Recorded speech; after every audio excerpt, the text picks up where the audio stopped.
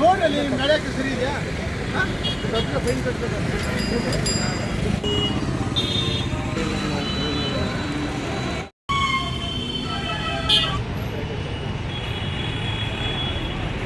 ದೊಡ್ಡಪೇಟೆನಲ್ಲಿ ಭಾನುವಾರ, ಮಂಗಳವಾರ, ಗುರುವಾರ ಮಾತ್ರ ಈ ಸೈಡು ಟೂ ವೀಲರ್ ಪಾರ್ಕಿಂಗು.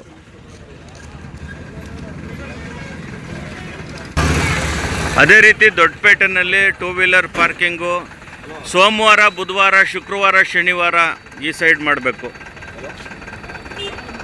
ಈಗ ಪಾರ್ಕಿಂಗು ನಿಗದಿಯಾಗಿದೆ. ಒಂದೇ ಕಡೆ ನೋಡಿ, ಇವತ್ತು ಯಾವ ವಾರ ಆದರೂ 2 ಕಡೆ ನಿಲ್ಲಿಸಿದ್ದಾರೆ.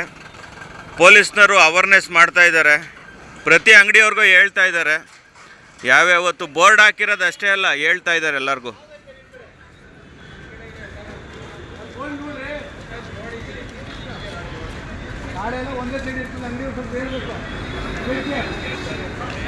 ಸ್ವಲ್ಪ ಒಂದೆರಡು ಹಿಂದೆ ಇಟ್ಕೊಬೇಕು.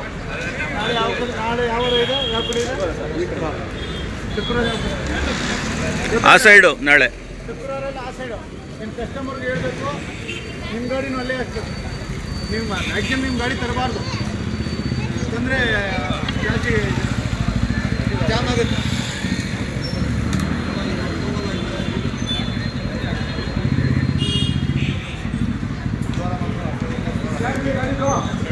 ಗಾಡಿ ಆಗಿದ್ದು ಟ್ರಾಫಿಕ್ ರೂಲು ಗಾಡಿ ತಗೊಂಡ್ಬಿಟ್ಟಾಗಲ್ಲ ಗಾಡಿದು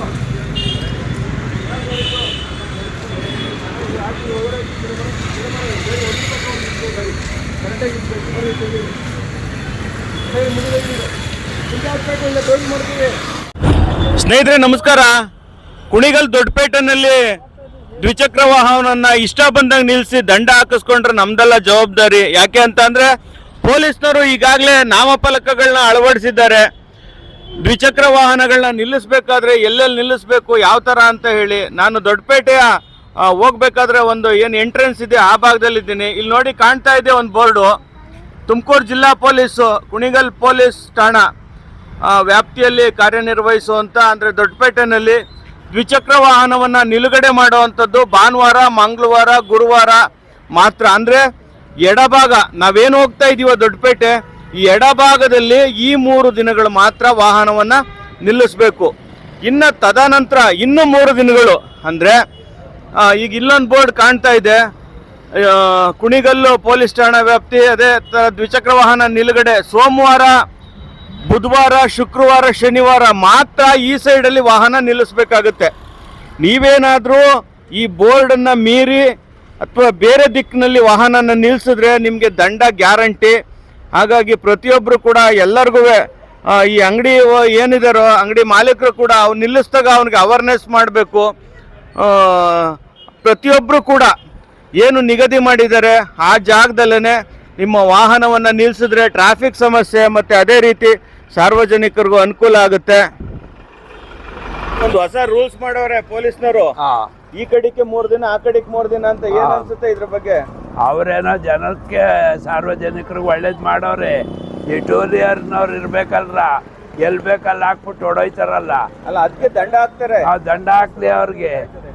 ಯಾಕೆ ಅಂದರೆ ಓಡಾಡೋರು ಪಾದಚಾರಿಗಳು ತೊಂದರೆ ಕೊಡಬಾರ್ದು. ವಯಸ್ಸಾಗಿರೋರು ನಮ್ಮಂಥವ್ರು ಓಡಾಡೋಕ್ಕಾಯ್ತಿಲ್ಲ. ಇಲ್ಲಿ ಆಟೋಗಳು ಇದೆಲ್ಲ ಸೇರ್ಕೊಂಡು ಇದು ಒಳ್ಳೇದು. ಪೊಲೀಸ್ನವ್ರು ಮಾಡಿರೋದು ಕ್ರಮನೇ ಒಳ್ಳೇದು. ಆ ಮಧ್ಯ ರೋಡಲ್ಲಿ ಇದನ್ನಾಕಿ ಬ್ರಾಕೆಟ್ ಹಾಕಿರೋದು ಒಳ್ಳೇದಾಯಿತು. ಹಿಂಗೆ ಬಂದು ರಂಗ್ ಹೋಗೋರು, ಹಂಗೆ ಬಂದು ರಿಂಗ್ ಬರೋರು. ನಮ್ಮಂಥವ್ರು ಓಡಾಡೋಕ್ಕಾಯ್ತಿರ್ಲಿಲ್ಲ. ವಯಸ್ಸಾದವರು, ಸ್ಕೂಲ್ ಮಕ್ಳುಗಳೆಲ್ಲ ಓಡಾಡೋಕ್ಕಾಯ್ತಿರ್ಲಿಲ್ಲ. ಭಾಳ ತೊಂದರೆ ಮಾಡ್ತಾಯಿದ್ರು. ಇವಾಗ ಮಾಡವ್ರೆ. ಅದರಿಂದ ನೋಡಿ ಒಂದು ಸ್ವಲ್ಪ ಇದು ಮಾಡಬೇಕು ಅವರು. ವ್ಯವಸ್ಥೆ ತುಂಬ ಚೆನ್ನಾಗಿದೆ ಮಾಡ್ತಾ ಇರೋದು. ಏನಪ್ಪ ಅಂದರೆ ಈ ರಸ್ತೆ ಐತಲ್ಲ, ಈಗ ಈ ಕಡೆ ಅಂಗಡಿ ಆ ಕಡೆ ಯಾರು ಗೊತ್ತಿರುತ್ತೆ, ಅವ್ನಿಗೆ ಹಳ್ಳಿಯ ಬಂದರೆ ಯಾರು ಗೊತ್ತಿರುತ್ತೆ ಹಳ್ಳಿ ಜನಗಳಿಗೆ. ಅರಿವು ಮೂಡಿಸ್ಬೇಕು. ಏಕದಮ್ ಬೆಳಗ್ಗೆ ಫೈನ್ ಹಾಕೋದು ಮಾಡೋದು ಅವೆಲ್ಲ ಮಾಡಬಾರ್ದು.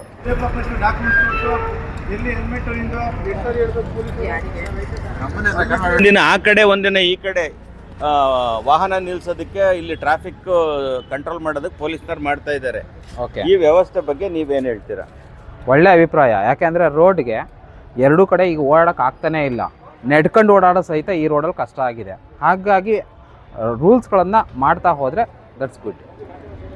ಈಗ ಒಂದಿನ ಈ ಕಡೆ ಇರ್ತದೆ, ಒಂದಿನ ವೆಹಿಕಲ್ ಆ ಕಡೆ ಇರುತ್ತೆ. ಒಳ್ಳೆಯದು. ಎಲ್ಲೆಲ್ಲಿ ಯಾವ್ಯಾವ ಥರ ಇರಬೇಕಾಗತ್ತೋ ಆ ಥರ ರೂಲ್ಸ್ಗಳನ್ನು ಇಂಪ್ರೂವ್ ಮಾಡ್ತಾ ಇದ್ದಾರೆ. ತುಂಬ ಒಳ್ಳೇದದು. ಈ ರೋಡಲ್ಲಿ ಯಾರು ಹಿಡಿಯಲ್ಲ ಅನ್ಕೊಂಬಿಟ್ರಲ್ವ ನೀವು? ಸರ್ಕಲ್ಗಲ್ವಲ್ಲ ಹೋಗೋದು,